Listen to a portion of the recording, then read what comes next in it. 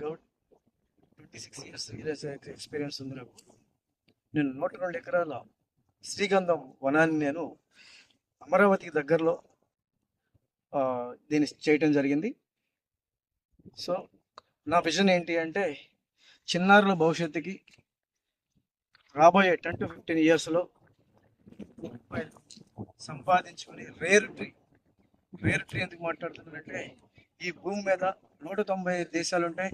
6 దేశాల్లో పండే ఒక రేర్ మొక్కని మేము సెలెక్ట్ చేసుకుని ఇక్కడ ప్లాంటేషన్ చేసి చాలా అద్భుతంగా మేము డెవలప్మెంట్ చేస్తున్నాం.